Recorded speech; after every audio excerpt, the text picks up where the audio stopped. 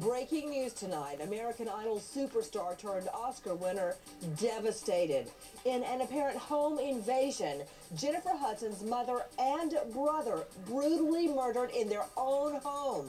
The American Idol star breaks the bank, offering a $100,000 reward for the safe return of her little 7-year-old nephew kidnapped from the scene. Little 7-year-old Julian now also confirmed dead. COD, cause of death? The little boy died of multiple gunshot wounds. Jennifer Hudson jets to Chicago to identify the bodies of her family. As we go to air tonight, police swarm a vacant lot around the corner from where little Julian found dead. Reports are police have recovered the murder weapon. And now we wait for a ballistics match. In the last 24 hours, the stunning new theory emerges that more than one person committed the Hudson murders. Does this mean it's more likely the case will be cracked? We are live in Chicago. Police confirm still, repeat, still no suspects. Hudson's brother-in-law, William Balfour, on parole for a 99 attempted murder, picked up for questioning. Arrested for cocaine just this past June, he slipped through the cracks with no jail time, walking free at the time Hudson's family gunned down.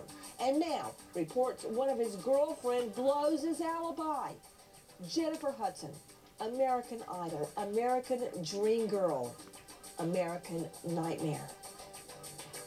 The tragedy involving Jennifer Hudson's family. Two stunning details. Cops in Chicago say the person who killed Jennifer Hudson's mother, brother, and nephew may have had some help. They also have found a weapon. He's a person of interest, but that's not to say that there's not other individuals that may turn up. You all have put my son's face on worldwide news like he's the killer of the hunt. You all are painting him, portraying my son as being the worst scum of the earth. Let's say that the cops had the right guy. Okay, let's say that. How did William Balfour then kill two adults, grab a child, put him in a car, get the car across town where nobody saw it, put a cloak of invisibility over the car so that nobody discovered it with the body in the back until Monday morning?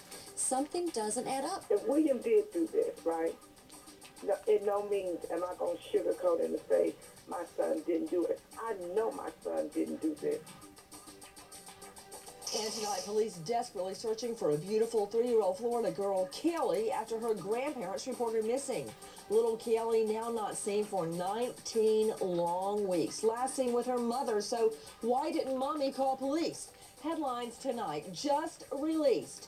Photos of Mom Casey Anthony at Blockbusters renting a murder movie, including one about a child abandoned by its mother on the day Kelly last seen. Anthony pleading not guilty to murder 1, and the judge sets down the trial date, January 5, tonight. Where is Kelly?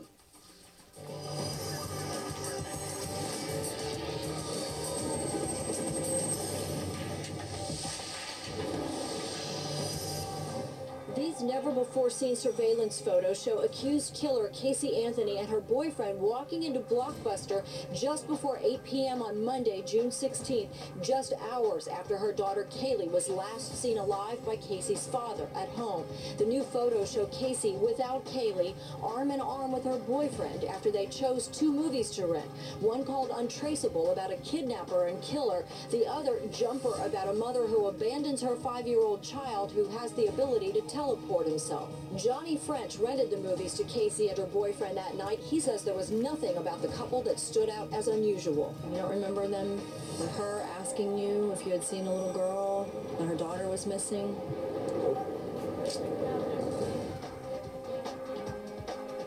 Good evening. I'm Nancy Grace. I want to thank you for being with us tonight. American Idol superstar turned Oscar winner Jennifer Hudson rocked by violent crime. As we go to air, police swarm the area. Has the murder weapon been discovered? Cops are saying that they have uncovered evidence from the crime scene. This video shows investigators seizing this evidence right now. This is less than a block away from that SUV where Hudson's nephew was found dead. Police have called Jennifer Hudson's brother-in-law, William Balfour, a person of interest. My son's alibi was with one of his girlfriends. Okay, one of the girls that he's dating. My oldest son, which is Raymond, his brother, had told me he was with Diana that night and he was with Kate in the morning. More than one person may have been involved in these brutal murders. Balfour missed a parole meeting earlier that day. According to the Associated Press, Balfour told his parole agent he was, quote, babysitting on the west side of Chicago. On Monday morning, the body of 7-year-old Julian King was found in this SUV on the west side of Chicago. William is a very smart and intelligent young man. He has never been the type of kid that you could say was a violent type. Straight out to CNN's Susan Rosden standing by where police have swarmed the area. Is it true a potential murder weapon has been recovered? Yes, it is true, Nancy. It could very well be the gun that was used in those murders. Actually, 2 new scenes here. We've got a new memorial. This is a second memorial now to Julian King, the 7-year-old nephew of Jennifer Hudson, because this is directly next to the curb where that car was found, Nancy, that SUV that they were looking for here. One of the stuffed animals says, "Rest in peace, Julian, Jason, and Darnell." That would be Darnell, the mother of Jennifer Hudson, and Jason, the brother. Now, just about an 1/8 of a mile away, Nancy, whoops, I lost my microphone. That's okay. Everybody's standing by right there where the evidence we believe has been discovered. We believe a potential murder weapon has been found in a vacant lot just around the corner where little 7-year-old Julian's body was found. Cause of death, multiple gunshot wounds to the 7-year-old little boy. There you are seeing video of police searching. They were doing a grid search through trees, through vacant lots, through neighborhoods, and finally they meet with success. Has the murder weapon been recovered? Let's go back to Susan Rosden. She's standing by just outside that evidence location. Susan, pick it up. Well, they brought in a bunch of police recruits, Nancy. They brought in about 50 officers from the academy to do what they call a systematic grid search of several areas related to this crime. That means that some of the cops were out by the Hudson family house, and some of them were here, right here, where that SUV was found.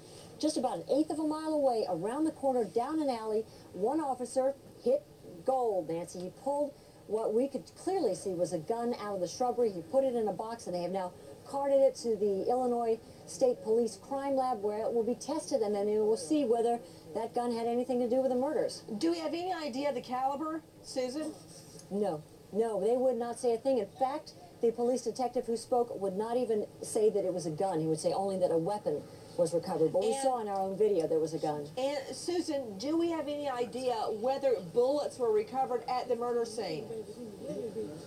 No, they won't talk about that, but I assume that they did, Nancy, because they were in that house, and if the bodies were there, you would assume that the bullets were still there somewhere in the bodies or in the walls.